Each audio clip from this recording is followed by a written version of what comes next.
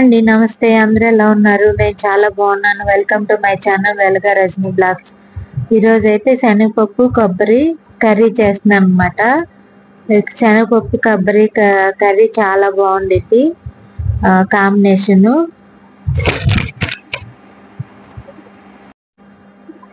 దానికోసం అయితే 3 ఉల్లిపాయలు 4 పచ్చిమిరపకాయలు కట్ చేసుకొని ఒక చెప్పు కొబ్బరి అయితే తీసుకున్నాను. చిన్న ముక్క అల్లం ముక్క అన్నమాట. ఒక 5-6 రెబ్బలు ఎల్లుల్లిపాయలు, ఒక చిన్న గ్లాసు పచ్చెనగపప్పు అయితే తీసుకున్నాను.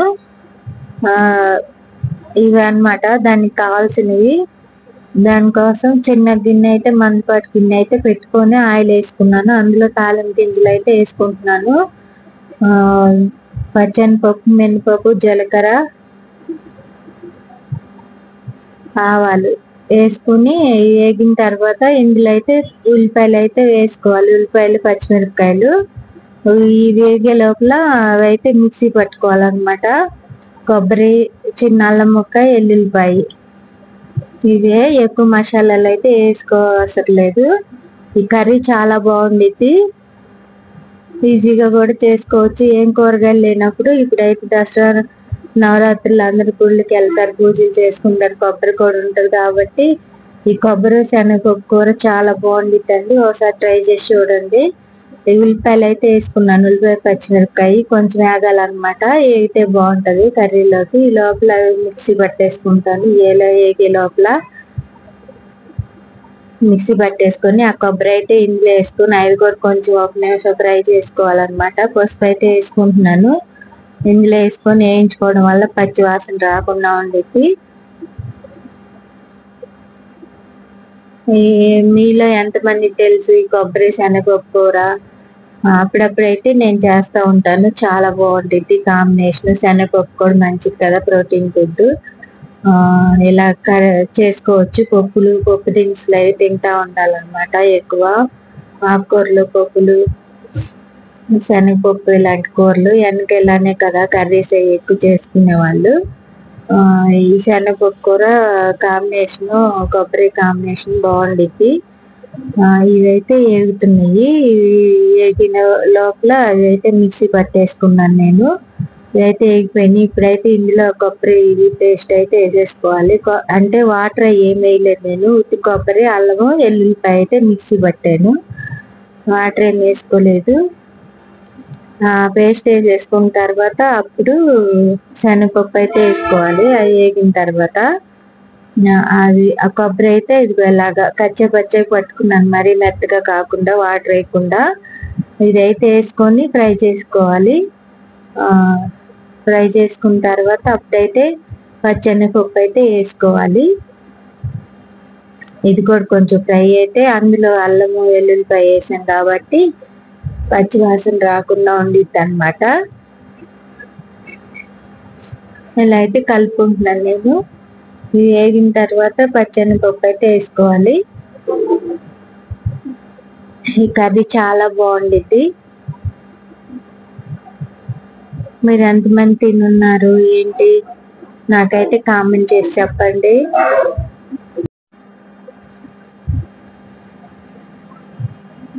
ఇప్పుడైతే పచ్చెనగపప్పు అయితే వేసుకోవాలి. ఇవి అయితే వేగుతున్నాయి. పచ్చెనగపప్పు అయితే కడిగేసి 1-2 సార్లు వేసుకోవాలి. అవి అయితే 1 గంట నానబెట్టుకున్నాను నేను. నానబెట్టుకొని కడుక్కొని వేసుకుంటున్నాను అనమాట. వేసుకొని అవి కూడా కలిపేసుకొని దీనిలో అప్పుడైతే ఇంకా వాటర్ అయితే పోసుకొని ఉడకపెట్టుకోవాలన్నమాట. ఈ శనగపప్పు నానబెట్టాం కాబట్టి తొందరగానే ఉడికిపోతాయి. ఇక్కడ మాకు పక్కనే గుడి ఉండటం వల్ల డిస్టర్బెన్స్ గా ఉంది. అవేమి పట్టించుకోవద్దు. నవరాత్రులు జరుగుతున్నాయి కాబట్టి. ఇప్పుడైతే పచ్చెనగపప్పు అయితే వేసుకున్నాము. ఇవి కూడా ఫ్రై అయిపోయింది.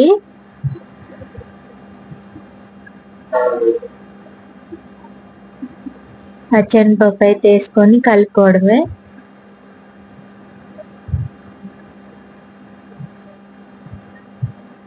ఈ కూర అంటే నాకు చాలా ఇష్టం అన్నమాట. పచ్చెనగపప్పు, కొబ్బరి ఎక్కువ అన్నంలో అయినా చపాతీలో అయినా చాలా బాగుండిద్దండి కర్రీ. దేనిలో వేసుకొని అయినా తినొచ్చు. అన్నం తినేటప్పుడు అన్నంలో అయినా సరే పంట కింద తగులుతా పచ్చెనపప్పు చాలా టేస్టీగా ఉండిద్ది. ఒకసారి ట్రై చేసి చూడండి. నా వీడియోస్ ఎలా ఉంటాయి, నా వీడియోస్ నచ్చుతున్నాయా ఏంటి, ఒక చిన్న లైక్ అయితే ఇవ్వండి, నా వీడియోస్ సపోర్ట్ చేయండి. ఇవైతే కలిపేసుకుంటున్నాను. ఇప్పుడైతే వాటర్ వేసేసుకుంటాను ఇందులో.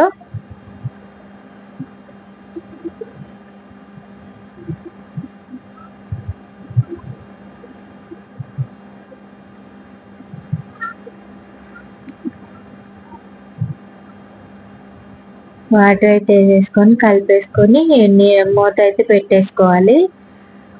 మూత పెట్టుకుంటే శనగపప్పు కాబట్టి కొంచెం ఉడకాలి కాబట్టి వాటర్ కొంచెం ఎక్కువే పడతాయి. వాటర్ అయితే వేసేసుకున్నాను. ఇంకా మిక్సీ పట్టిన దానిలో కూడా కొంచెం వాటర్ వేసి కలిపేసి అందులో పోసేసుకుంటున్నాను. ఇప్పుడు కలిపేసుకొని మూత అయితే పెట్టుకోవాలి. మూత పెట్టుకొని ఉడికించుకోవాలన్నమాట. ఒక పావు గంట టైం పడుతుంది ఉడకటానికి. ఇప్పుడైతే కల్లుప్పు అయితే వేసుకుంటున్నాను నేను. కర్రీస్ లోకి కల్లుప్పు వేసుకుంటేనే బాగుండిద్దండి. ఆయిల్ కూడా శనగ నూనె వాడతాను నేను. కర్రీస్ చాలా టేస్టీగా ఉంటాయి. శనగ నూనె కూడా హెల్త్ కి మంచిది అనమాట. శనగ నూనె వాడతాను. కారం కూడా మసాలా కారం అనమాట. అందులో ధనియాలు, జీలకర్ర, మెంతులు అన్ని వేసి, ఉప్పు, జీలకర్ర అన్ని వేసి కట్టించిన కారం అనమాట. సాంబార్ కారం అంటాం మేము. అదైతే వేసుకుంటాము. కూరలు చాలా టేస్టీగా ఉంటాయి. కారం కూడా ప్రాసెస్ అయితే నేను వీడియో పెట్టాను, స్టార్టింగ్ లో ఉంటదండి మన ఛానల్లో. మసాలా కారం ఎలా చేసుకోవాలి కూరలో కారం అని. ఇవి అయితే ఉడికింది. శనగపప్పు అన్ని ఉడికింది అనమాట. ఇప్పుడైతే వాటర్ అంతా ఇంకిపోయింది కాబట్టి కారం వేసుకొని ఇంకొంచెం వాటర్ వేసుకుంటే ఇంకొద్దిగా ఏమన్నా కొంచెం పొలుకుంటే అది కూడా పోతుంది అనమాట. ఉడుకుతుంది. కొంచెం వాటర్ వేసుకుంటున్నాను. కొంచెం ఉడకాలనిపించింది నాకు కూడా, అందుకని వాటర్ వేసుకుంటున్నాను. ఇప్పుడైతే కారం వేసుకొని కారం కూడా వేసుకొని ఉడికించుకోవడం వల్ల కారం కూడా బాగా అందులో కలిసిపోయి ఉడకటం వల్ల పచ్చి వాసన రాకుండా ఉంది. ఇదేనండి కూరలో కారం అన్నమాట. సాంబార్ కారం అంటాం మేము. ఈ కారం వల్ల కూరలు చాలా టేస్టీగా ఉంటాయి. కలిపేసుకొని మళ్ళీ మూత అయితే పెట్టేసుకుంటున్నాను. Simple and easy process. చాలా బాగుండిద్ది కర్రీ. ఒకసారి ట్రై చేసి చూడండి. ఆయిల్ పైకి తేలే వరకు ఉడికించుకోవాలి. ఇదిగోండి ఇలా వచ్చింది. ఇది ఇంకా ఎగిరిపోతాయి అన్నమాట. వాటర్ అంతా దగ్గరికి అయిపోతుంది. మన కూర ఆరిపోయే కొద్ది పీల్ చేసుకుంటది. శనగపప్పు కాబట్టి వాటర్ ఏమి ఉండదు, పీల్ చేసుకుంటది అనమాట. ఇలా అయితే ఉంది. ఆయిల్ పైకి తేలిందంటే పప్పు కూడా ఉడికిపోయినట్టే. కాబట్టి ఇంకా స్టవ్ అయితే బంద్ చేసుకోవచ్చు. నేను ఇంకొంతసేపు ఇంకొక నిమిషం ఉంచుకుంటున్నాను. ఇది ఇలా అయితే వచ్చింది. ఇది వాటర్ కూడా చాలా వాటి దగ్గర పడిపోయింది. ఎందుకంటే మనం అన్నంలో కలుపుకున్నప్పుడు కలవాలి కాబట్టి కొంచెం వాటర్ వేసుకుంటే ఇంకా ఇంకిపోతుంది. మనం తినే టైంకి ఇంకా కరెక్ట్ గా పర్ఫెక్ట్ గా ఉంటది అనమాట కర్రీ. ఇంకా అయితే స్టవ్ బంద్ చేసేసుకుంటున్నాను. ఇంకా సర్వ్ చేసేసుకోవడమే. ఇంక బాక్స్ లో పెట్టేసేస్తాను. అయిపోయింది కాబట్టి స్టవ్ ఆఫ్ చేసేసుకొని మనకు కావాల్సిన వరకు తీసేసుకోవచ్చు. ఇదే అండి ఇవాళకి. నెక్స్ట్ వీడియోలో కలుసుకుందాము. ఈ కొబ్బరి శనగపప్పు కూర ఎలా ఉందో కామెంట్ చేయండి. బాయ్ అండి, నమస్తే.